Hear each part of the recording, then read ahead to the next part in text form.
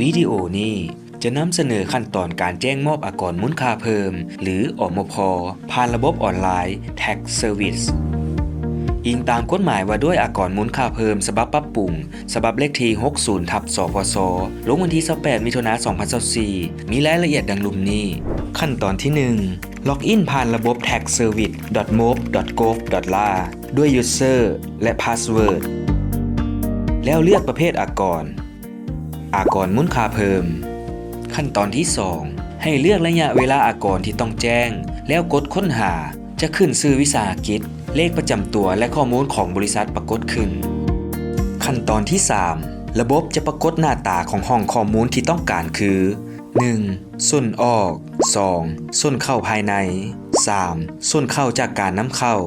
4. ส่วนเข้าหักไว้เวลาจ่าย 5. ส่วนเข้ายกมาหักต่อ 6. ดัดแก้อากรมูลค่าเพิ่ม 7. ส่วนออกโครงสร้างน้ำมันและ 8. ส่วนเข้าโครงสร้างน้ำมันขั้นตอนที่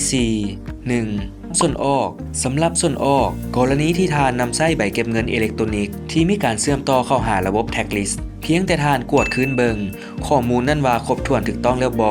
ก็สามารถกดยืนยันได้เลยกรณีมีรายการที่บ่ครบถ้วนท่านสามารถกดเพิ่มแถวเพื่อเพิ่มรายการใส่เติมกรณีหากข้อมูลที่เชื่อมต่อมาให้อัตโนมัติหากบ่ถูกต้องท่านสามารถแก้ไขโดยกงใส่ห้องดังกล่าวหรือเลือกหมายในหัวแถวทั้งหมดเพื่อลบออกจากนั้น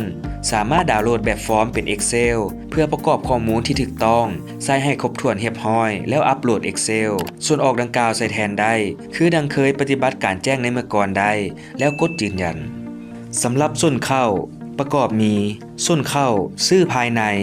ส่วนเข้าจากการนำเข้า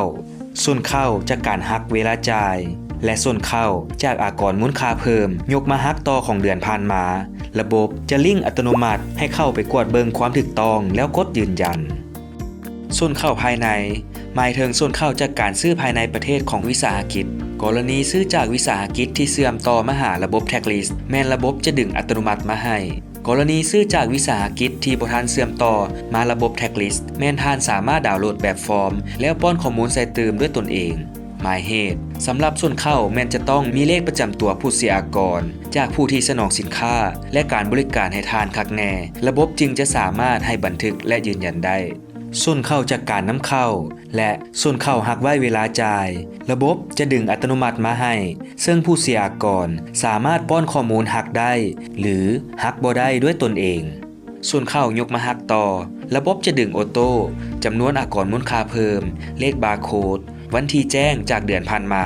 โดยบ่ต้องกดยืนยันดัดแก้อากรมูลค่าเพิ่มท่านสามารถเลือกดัดแก้ตามกรณีที่เกิดขึ้นเบื้องส่วนออกเลือกเอาใบเก็บเงินป้อนข้อมูลเลขทีวันทีมูลค่าเก็บตัวจริงใส่และส่วนเข้าเลือกเอาใบบอป้อนเลขทีบอที่ระบบดึงข้อมูลมาผิดแล้วป้อนตัวเลขตัวจริงใส่แล้วระบบจะคิดลายหักออกหรือเพิ่มขึ้นให้เพื่อให้ถูกต้องตามการสรุปบัญชีของทานแล้วกดยืนยันขั้นตอนที่ 5ภายหลังประกอบข้อมูลเข้าครบทุกห้องแล้วระบบจะคำนวณมูลค่าอากรมูลค่าเพิ่มต้องมอบให้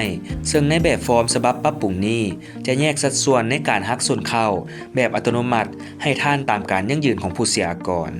ระบบจะคำนวณมูลค่าอากรมูลค่าเพิ่มทั้งหมดแล้วกดบันทึกสำเร็จขั้นตอนที่ 6หลังจากนั้นจะปรากฏหน้าตาแจ้งใบมอบอากรมูลค่าเพิ่มขึ้นแล้วให้พิมพ์ออกจากระบบเพื่อนำไปชำระผ่านแอปพลิเคชันหรือเคาน์เตอร์ธนาคารที่เข้าร่วมโครงการสำหรับกิจการน้ำมันเสื้อไฟต้องได้เติมข้อมูลหรืออัปโหลดข้อมูลใส่ในซีท7และ8ที่เป็นข้อมูลการขายการซื้อตามแบบฟอร์ม Excel ที่ได้กำหนดไว้แล้วกดยืนยันการแจ้งมอบอากรมูลค่าเพิ่มด้วยตนเองผ่านออนไลน์ระบบจะเชื่อมต่อข้อมูลแบบอัตโนมัติทั้งการซื้อและการขายสะดวกถูกต้องและว่องไวขึ้นเพื่อชาติเพื่อสังคมพร้อมใจสำหรับอากร